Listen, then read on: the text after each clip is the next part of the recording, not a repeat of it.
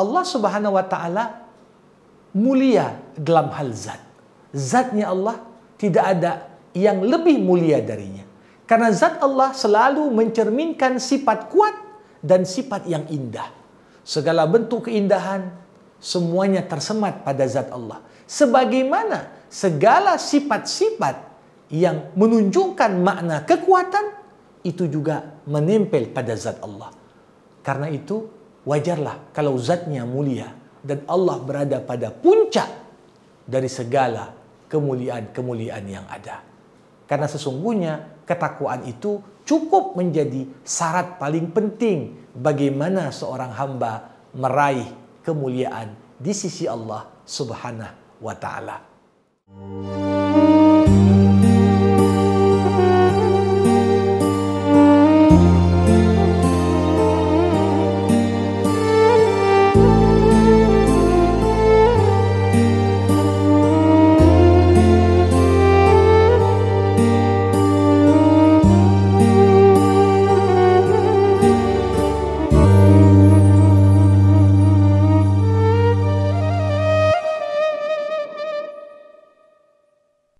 Acara ini dipersembahkan oleh Retali Mustajab Travel Cabang Medan.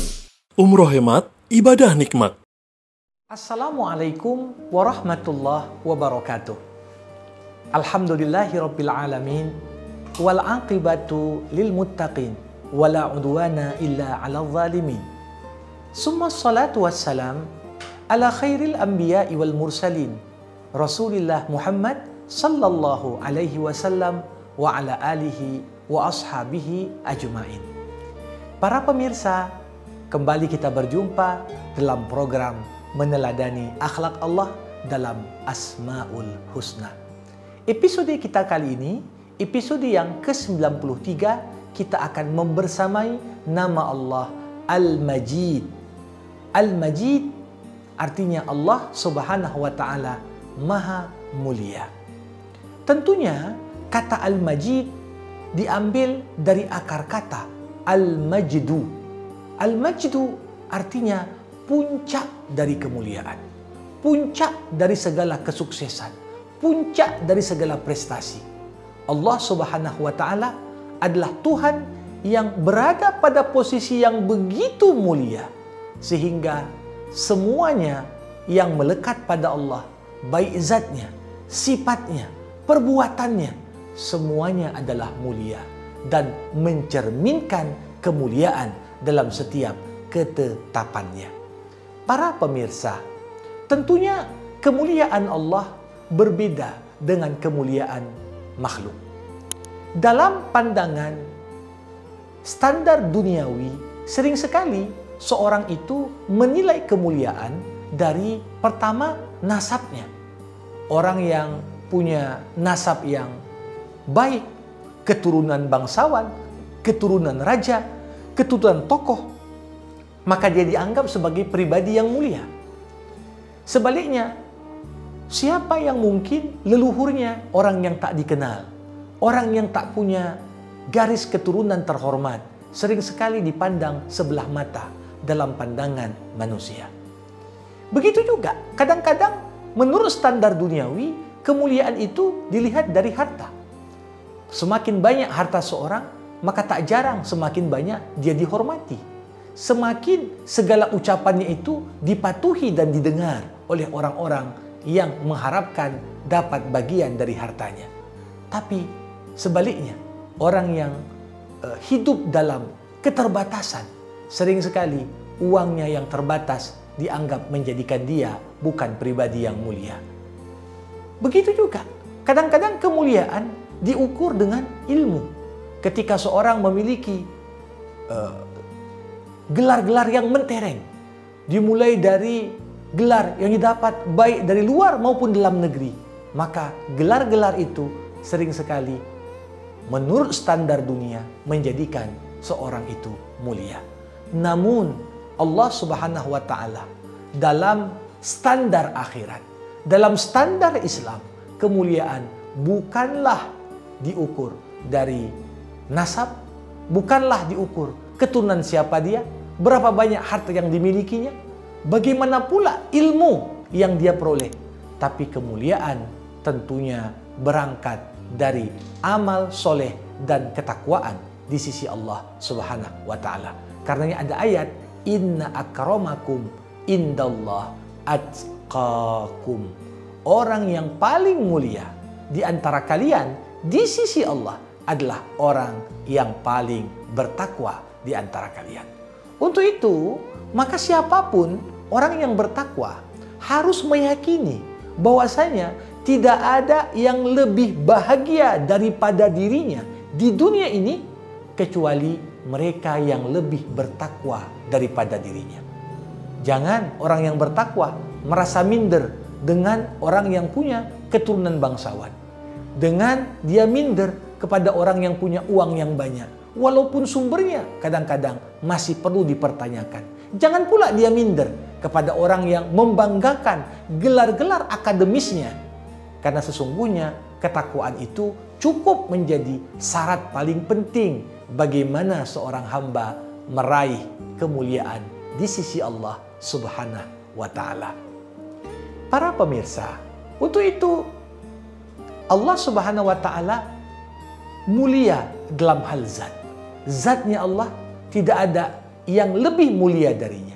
Karena zat Allah selalu mencerminkan sifat kuat dan sifat yang indah. Segala bentuk keindahan semuanya tersemat pada zat Allah. Sebagaimana segala sifat-sifat yang menunjukkan makna kekuatan itu juga menempel pada zat Allah. Karena itu wajarlah kalau zatnya mulia dan Allah berada pada puncak dari segala kemuliaan-kemuliaan yang ada.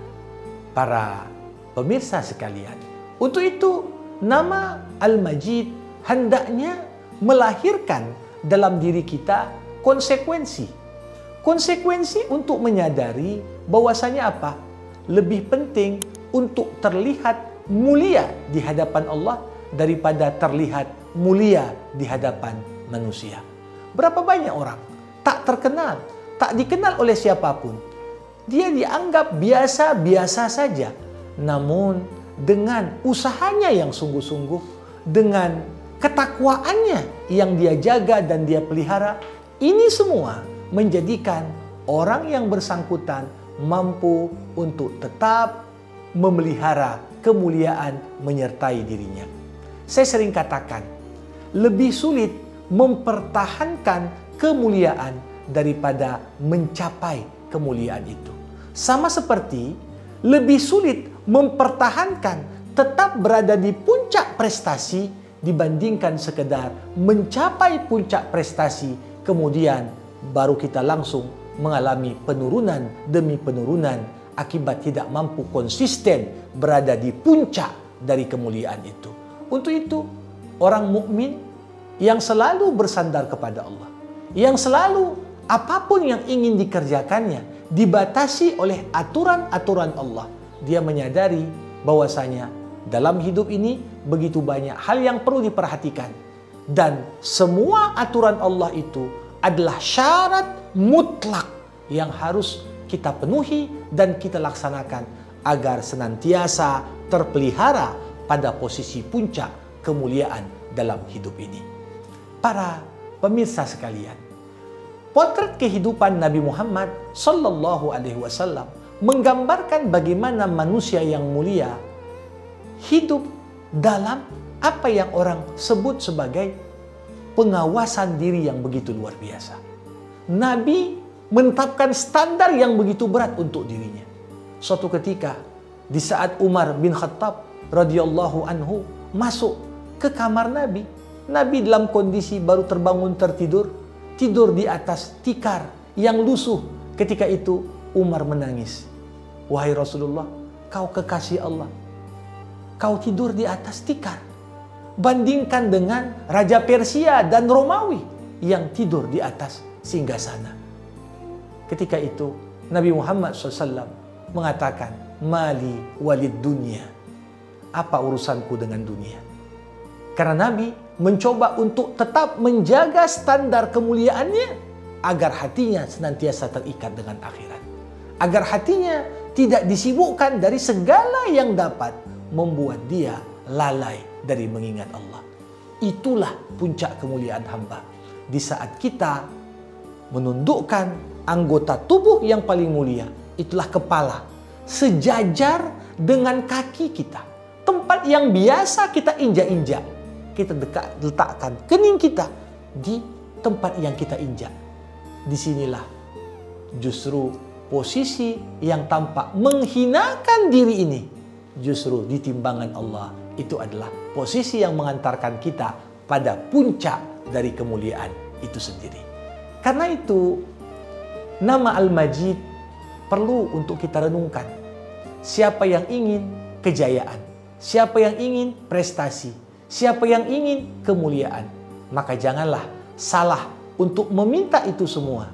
Tempat memintanya hanyalah kepada Al-Majid.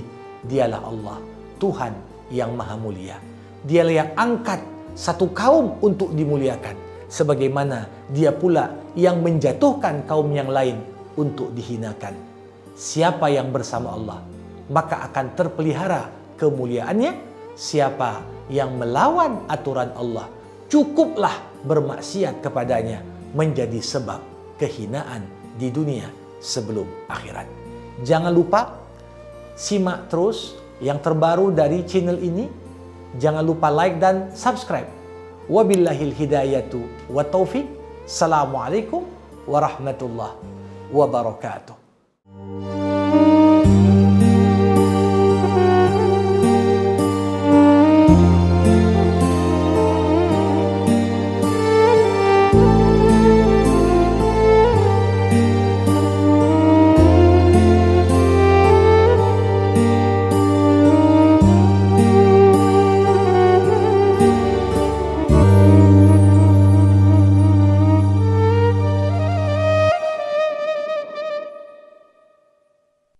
Acara ini dipersembahkan oleh Retali Mustajab Travel Cabang Medan.